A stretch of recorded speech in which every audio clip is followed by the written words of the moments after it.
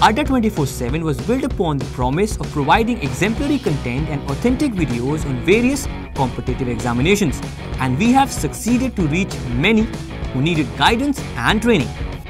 Extending our mission, we bring you unique video courses for banking and HSC exams. View, study and prepare anytime and anywhere. Now, government job in your pocket.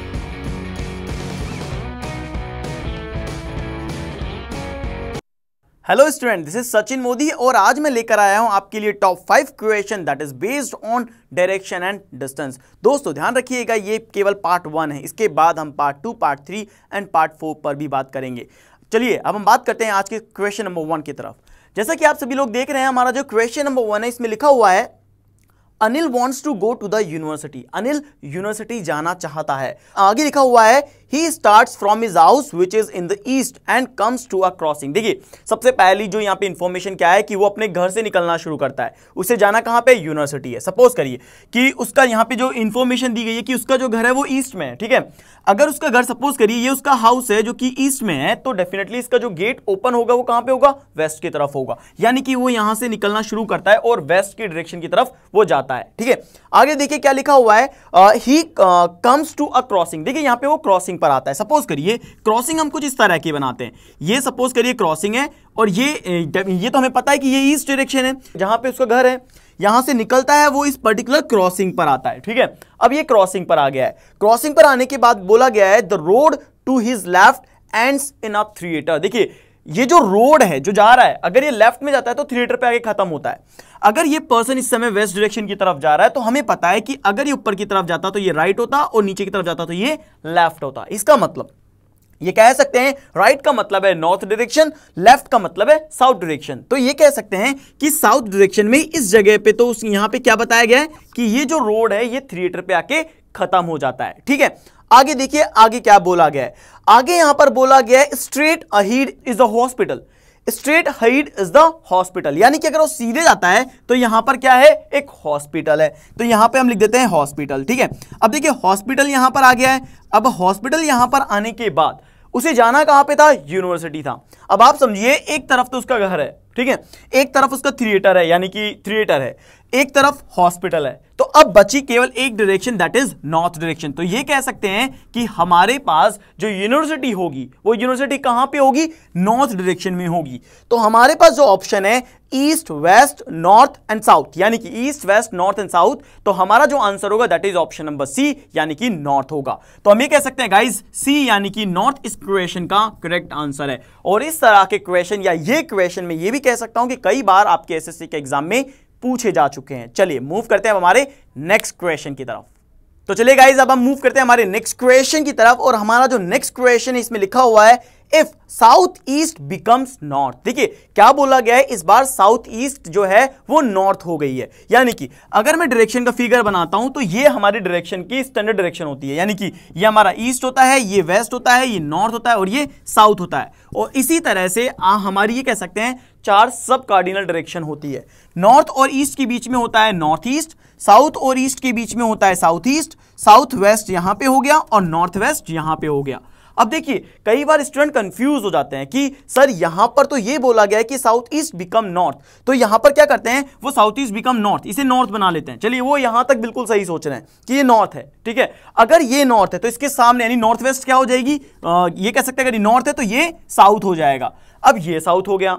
अब north के right में क्या होता है? East होता है। अब east होगा तो आगे देखिए क्वेश्चन में क्या कहा गया है कि if south east become north, north east become west. अब देखिए नॉर्थ ईस्ट यहां बिकम क्या हो जाएगी? वेस्ट हो जाएगी। अब वेस्ट होगी तो यहां पर ये अगर वेस्ट हो रही है तो डेफिनेटली ये क्या हो जाएगी? ईस्ट हो जाएगी। और ये हमें पता भी है कि नॉर्थ के राइट हैंड साइड पे हमेशा क्या आता है? ईस्ट आता है, ठीक है।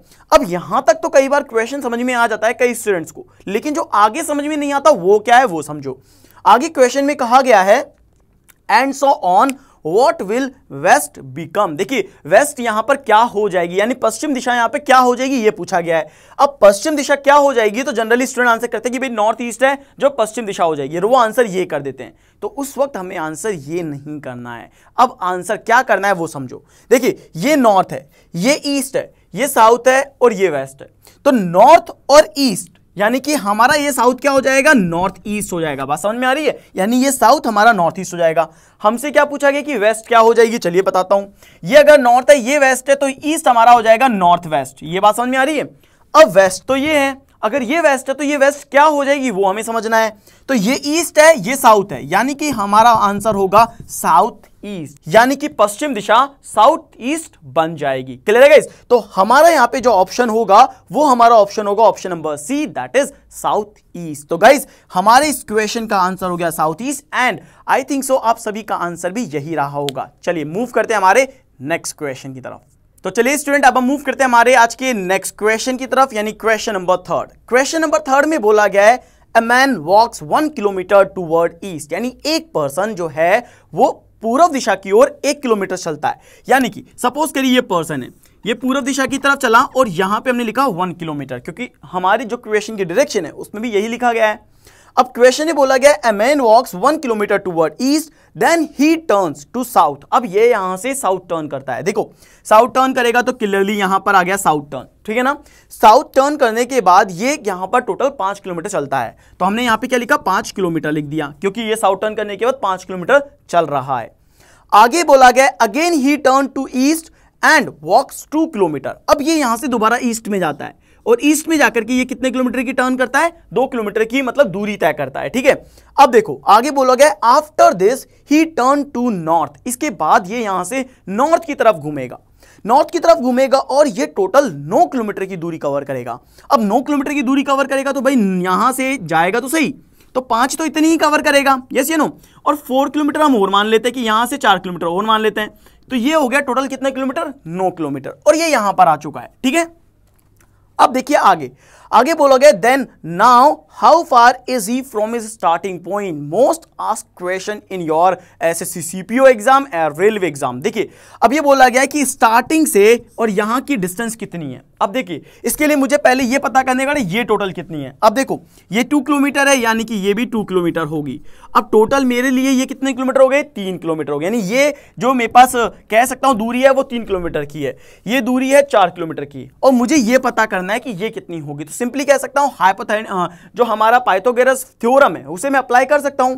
एंड पाइथागोरस थ्योरम क्या कहती है, h is square is equal to B square plus ये कह सकते हैं एल स्क्वायर, ठीक है। बेस और ये कह सकते हैं लेंथ, ठीक है। ये बेस हो गई, ये लेंथ हो गई, ये हमारे पास क्या हो गई है, इसकी हाइट हो गई है। यानी कि अब हमें ये पता करना है कि अगर ये हाइपोटेनियस है, अगर ये हाइपोटेनियस है तो ये बेस है और ये लेंथ है। ये बेस हो गया हमारे पास, ये लेंथ हो गया हमारे पास, यानी 3 का स्क्वायर प्लस 4 का स्क्वायर, ये हो गया 9 प्लस ये हो गया 16, यानी कि कह सकते हैं √25, क्योंकि ये h स्क्वायर है। h is equal to 5 kilometre हमारा क्या होगा, आंसर होगा। यानी कि हम ये कह सकते हैं कि हमारा ऑप्शन नंबर 3 इस क्वेश्चन का करेक्ट आंसर होगा। And I hope so guys ये क्वेश्चन आप सभी को आ चुका होगा या सभी को आता होगा, क्योंकि ये क्वेश्चन भी आपके कई बार एग्जाम में आ चुका है। तो ध्यान रखिएगा आज जो क्वेश्चन मैं आपके साथ डिस्कस कर रहा हूँ ये एसएससी के एग्जाम में सबसे ज़्यादा पूछे गए हैं और ये हर बार रिपीट भी हुए हैं और बिल्कुल इसी तरह से रिपीट हुए हैं। इसीलिए मैं आपको पहले से ये सभी चीज़ें बता देना चाहता हूँ ताकि हमारे वे सभी एस्पिरेंट्स जो एसएससी और बैंकिंग की तैयारी कर रहे हैं अगर ऐसा क्वेश्चन एग्जाम में देखते हैं तो वो ज़्यादा से ज़्यादा 10 से 15 सेकेंड ले और इस तरह क्वेश्चन को जल्दी से जल्दी खत्म करें। चलिए मूव करते हैं हमारे आज के क्वेश्चन नंबर 4 की तरफ। तो चलिए गाइस अब हम मूव करते हैं हमारे क्वेश्चन नंबर 4 की तरफ। हमारे क्वेश्चन नंबर 4 में बोला गया है आई एम फेसिंग साउथ, मैं साउथ की तरफ फेस कर रहा हूं, ठीक है। हम मान के चलते हैं कि ये कोई पर्सन है और इस समय इसकी फेसिंग कहां पे है, साउथ में है, ठीक है ना। क्या बोला गया है, I am facing south, I turn right and walk 20 metre. ये यहां से राइट टर्न करता है और 20 मीटर की दूरी कवर करता है, ठीक है ना। हम इसे थोड़ा सा नीचे की तरफ बना लेते हैं, स्पेस थोड़ा हमारे पास ज्यादा रहेगा। अब ये यहां से राइट टर्न करता है और 20 मीटर की डिस्टेंस को ये कवर करता है। जैसा क्वेश्चन कह रहा है आपको केवल वैसा की वैसा बनाना है। आगे देखिए क्या कहा गया है, then I turn right again and walk 10 metre. एक बार फिर से राइट टर्न करेगा और 10 मीटर की दूरी कवर करेगा। अब अगेन राइट टर्न करेगा तो ये अगेन राइट टर्न किया, 10 मीटर की दूरी कवर करी, तो हमने यहां पे इसको इस तरह से बना दिया। अब देखिए आगे क्या बोला गया है, then I turn left and walk 10 metre. अब ये यहां से टर्न करता है लेफ्ट और 10 मीटर की दूरी कवर करता है। अब यहां पे नॉर्थ फेसिंग है, इसका मतलब अगर ये इस तरफ जाएगा यानी ईस्ट में जाएगा तो डेफिनेटली ये राइट टर्न होगा, यानी कि यहां से लेफ्ट टर्न किया, 10 मीटर की इसने डिस्टेंस कवर करी, ठीक है ना। अब आगे देखिए आगे क्या बोला गया, then again turning right and walk 20 metre. अब यहां से ये राइट टर्न करेगा, 20 मीटर की डिस्टेंस कवर करेगा। ये राइट टर्न करता है, 20 मीटर की डिस्टेंस कवर करता है, तो हमने यहां पे 20 मीटर लिख दिया। ठीक है, एज यूजुअल जैसा कि क्वेश्चन कह रहा है वैसा वैसा हमें हमेशा ड्रॉ करना है डायरेक्शन की क्वेश्चन में, ये आपको याद रखना है।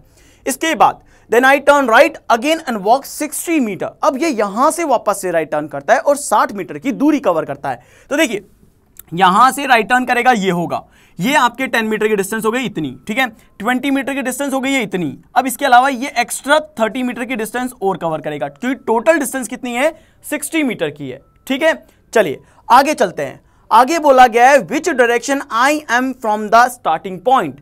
अपने स्टार्टिंग पॉइंट से, यानी ये इसका स्टार्टिंग पॉइंट है, अपने स्टार्टिंग पॉइंट से ये किस दिशा में है। तो आप देखो कि यहां पर ये डिस्टेंस डेफिनेटली ज्यादा है, और ज्यादा है तो ये कहीं ना कहीं इस तरफ आ रही है, यानी ये आपका ईस्ट है, ये आपका नॉर्थ है, और आपका जो आंसर होगा दैट इज नॉर्थ ईस्ट होगा। यानी कि हम ये कहें तो हमारा ऑप्शन नंबर 1 नॉर्थ ईस्ट इस क्वेश्चन का करेक्ट आंसर होगा। क्लियर है गाइस? तो हमारा ऑप्शन नंबर 1 इस क्वेश्चन का 100% एक्यूरेट आंसर है। एंड आई होप सो आप सभी को ये क्वेश्चन समझ में आया होगा। चलिए मूव करते हैं हमारे आज के नेक्स्ट क्वेश्चन की तरफ। तो चलिए गाइस अब हम मूव करते हैं आज के next question and the final question of this session. देखिए नेक्स्ट क्वेश्चन में क्या कहा गया है, A villager went to meet his uncle in another village situated 5 kilometer away in northeast direction of his own village। देखिए अपने खुद के गांव से दूसरे गांव अपने अंकल से मिलने जा रहा है और 5 किलोमीटर की दूरी है और ये डायरेक्शन है नॉर्थ ईस्ट। यानी कि अगर हम मान के चलते हैं कि ये इसका गांव है, यहां से नॉर्थ ईस्ट में गया 5 किलोमीटर दूर इसके अंकल के गांव पे, यहां पे ये मिलने गया। ठीक है, तो ये ही इतनी ही इंफॉर्मेशन हमें यहां पर अभी कही गई है। आगे बोला गया है कि from there he came to meet his father in law living in a village situated 4 kilometre in the south direction of his uncle village. यानी कि इसको यहां पर जाके याद आया, यानी विलेज में जाने के बाद याद आया कि मुझे फादर इन लॉ से मिलने जाना चाहिए।